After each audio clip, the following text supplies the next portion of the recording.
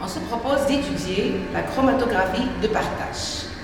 En fait, la chromatographie est une méthode de séparation de certains constituants selon plusieurs facteurs. Et ces facteurs dépendent du type de chromatographie. Aujourd'hui, on va étudier la chromatographie de partage sur couche mince qui dépend en fait de la solubilité de nos acides aminés dans un solvant qui est constitué de deux phases.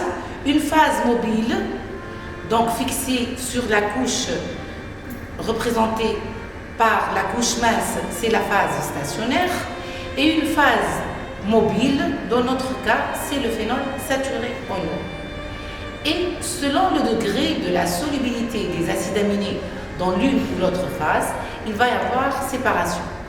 Plus un acide aminé est soluble dans la phase organique, plus il va migrer avec cette phase organique. Donc sa vitesse de migration va être élevée. Plus un acide aminé est soluble dans l'eau, c'est-à-dire polaire, plus sa vitesse de migration va être faible. On va le retrouver en bas de la couche mince.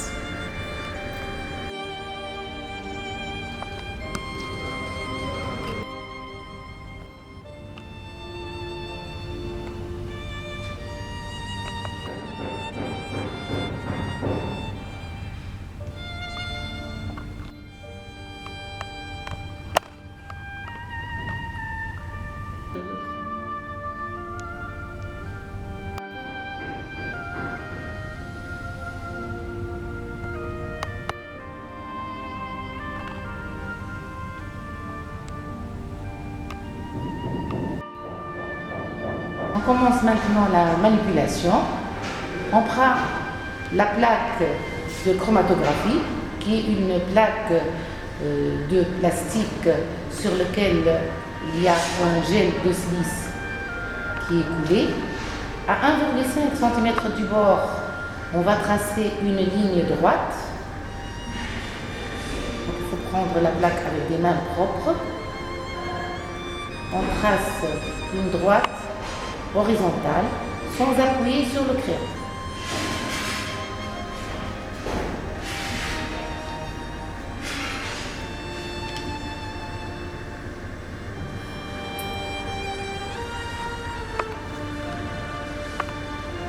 On marque maintenant des points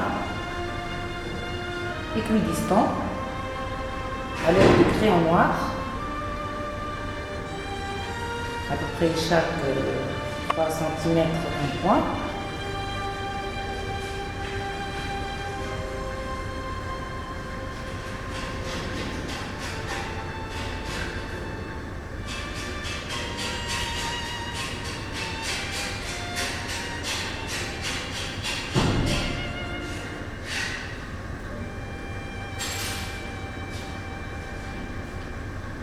Et on dépose maintenant nos acides aminés.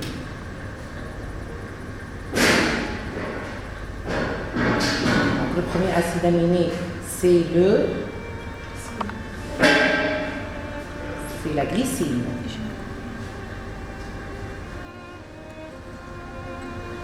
Donc on dépose le premier acide aminé. Il faut que la tâche soit assez fine.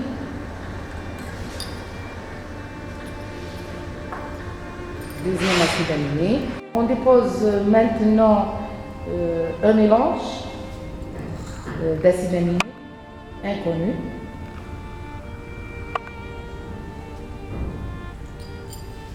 Donc une ou plusieurs tâches, une ou plusieurs mélanges. Donc on se propose d'étudier les constituants de ce mélange en acide aminé. Une fois qu'on a déposé toutes les tâches, on sèche à l'aide du sèche-cheveux.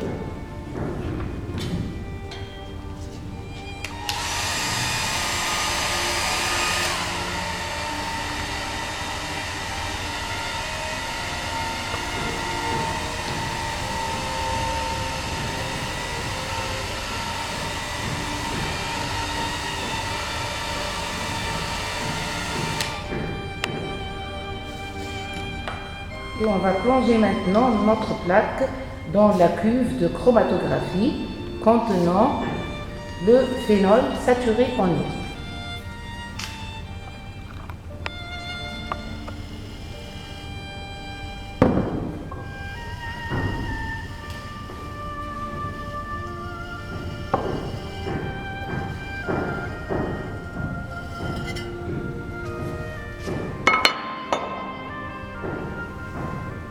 On essaie à ce que les bords de la feuille, de la couche mince, ne touchent pas les bords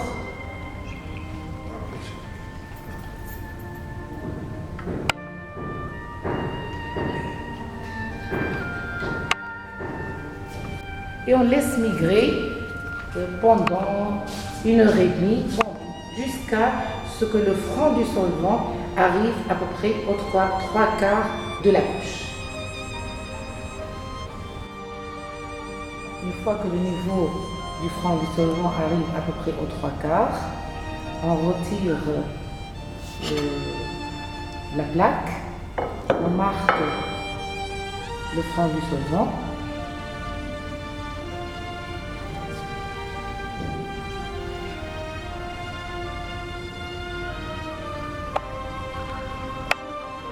Et on met la plaque à l'étuve.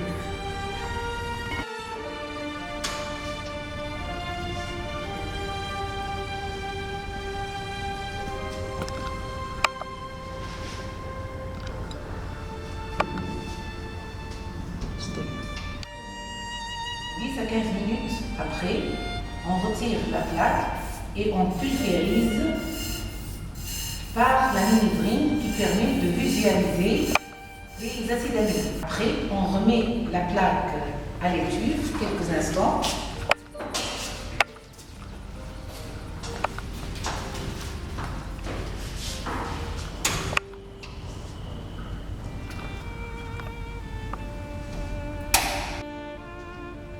Après séchage, on retire la bande, la plaque plutôt, et maintenant les acides aminés sont visualisés.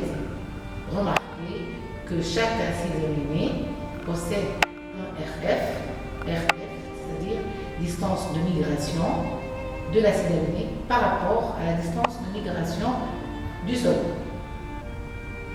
On va calculer maintenant le RF de chaque acide aminé. Et on va remarquer, pour le mélange, il y a plusieurs tâches. Donc, chaque tâche correspond à un acide aminé témoin.